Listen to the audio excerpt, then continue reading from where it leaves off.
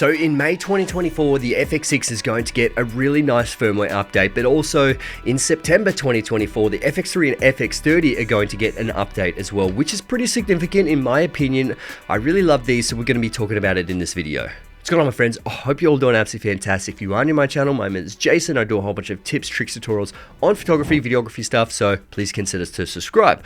We're going to be talking about the FX6, FX30, and FX3 when it comes to these firmware updates. And firstly, when it comes to the FX30, this is a phenomenal camera. And a lot of people are saying that these aren't technically cinema cameras, but the lines between photography or mirrorless cameras and cinema cameras are pretty much blurred these days. Form factor really isn't a thing when it comes to cinema cameras anymore. It really comes down to what features it gives you, but then you could argue that these cameras are absolutely cinema cameras and they can film feature-length films like we saw with the FX3 and the Creator. But one of the things that a lot of people wanted for ages, myself included, is shutter angle. Now, a lot of people don't really understand what shutter angle is and how it is useful.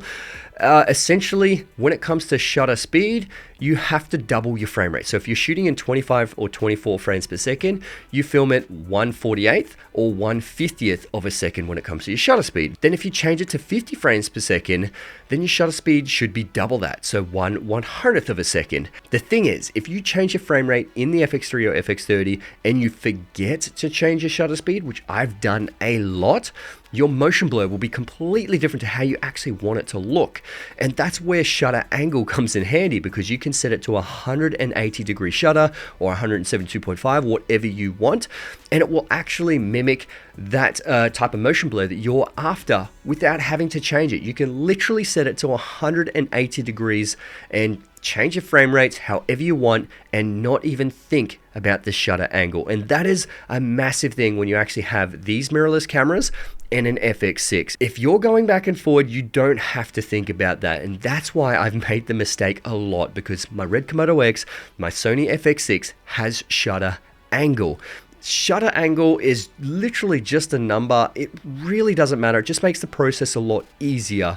One of the biggest benefits that the FX3 and the FX30 has is the varying angle shutter. So you can actually dial these in by 0.1 of a decimal point when it comes to the shutter speed, which is really great. And if you do have flickering TVs or flickering lights, you can adjust that shutter speed to try and, completely remove that with very small, minute adjustments on that shutter speed. But that's where that new firmware update is going to help, and you can actually change from shutter speed to shutter angle whenever you want. So it's going to be the exact same setup like it is in the FX6. So even the FX6, you can still change it to shutter speed if you really, really wanted to. Now, I just want to quickly jump in here and say, please give me a thumbs up if you do actually like this video, because the algorithm will pretty much push this kind of content towards you, which obviously is a good thing, and it'll push towards other people that have very similar tastes to you. But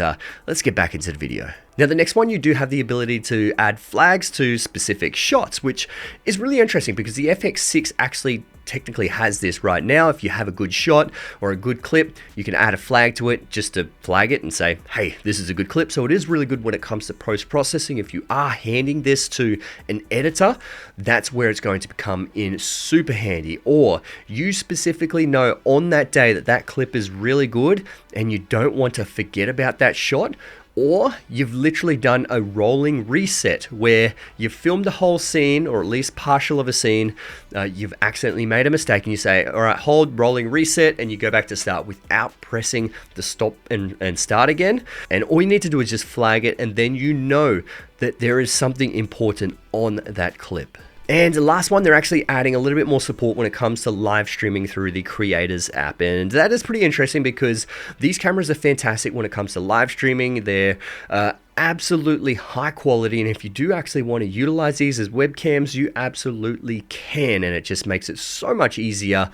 And I love the workflow when it comes to that, and it's just great that we are getting these firmware updates. Sure, it is only in September, but at least they're still offering that through these cinema line cameras. And the FX6 is actually going to get one that the FX3 and FX30 won't, but I'm personally excited about because I do have the FX6 and I use anamorphic anamorphic lenses a lot. Any chance I get, I will use an anamorphic lens, and especially some of the anamorphic lenses I do have are a 1.6 or a 1.8, or even there's one, the nanomorphs are a 1.5 times anamorphic squeeze.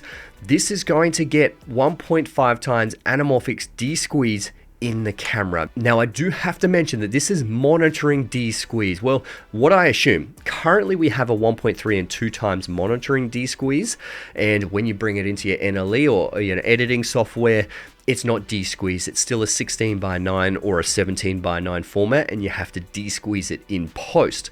This one's going to add a 1.5 times D-squeeze now, which is really great. And there are a lot of times that I actually don't want to put a monitor on here, and I just have the FX6 as is and utilize the FX6 monitor. And if I do utilize the nanomorphs or the Sirui anamorphic lenses, 1.3 just isn't enough D-squeeze. 2 times is too much D-squeeze. That 1.5 will actually be a pretty good sweet spot, and I'm so thankful that that's going to be in this camera. Now the next one, they're actually going to be mimicking 3D LUT processes when it comes to matching these towards the Venice cinema cameras, which is pretty interesting because these ones are used alongside Venice cameras when it comes to documentaries, commercial work, all those kind of high-end things, which is really great. And it makes the workflow so much easier, specifically when you actually, put the FX9 in there and the Sony Burano. They're all trying to keep them as matched as possible, so you can literally chop and change through the whole cinema line and get a very, very similar color reproduction out of all those cameras. And the next one, they're actually going to be doing the monitor and control app and a few extra features inside that, and I personally don't use it, but you can actually utilize that monitor and control app, and it could just make it easier if you aren't actually utilizing this when it comes to handheld movement, or if you're a first AC. Anything that you don't really want to try and go through the camera for, you can utilize it through the app. We all know how apps work and connect to cameras. It just makes it easier that you do have those options if you actually want to utilize them. And the last one comes down to breathing compensation. Now we all know breathing is a bit of an issue when it comes to a lot of different lenses, and some of the G Master lenses and just regular Sony G lenses have breathing because it's just the way that the elements are designed. When you sort of change the focal point, it tends to change that field of view due to that breathing and the lens elements moving inside. And they're going to be supporting far more Sony lenses in the future. They even specifically said the 100 to 400 GM lens and also the 200 to 600 G lens. And now I have that 200 to 600 G lens, and it's fabulous. And I personally haven't noticed too much focus breathing, mainly for the fact that I don't focus on a close subject and then pull to the distance. If I'm using a 200 to 600, it's usually action sports, far away, it's bird, wildlife, that sort of stuff.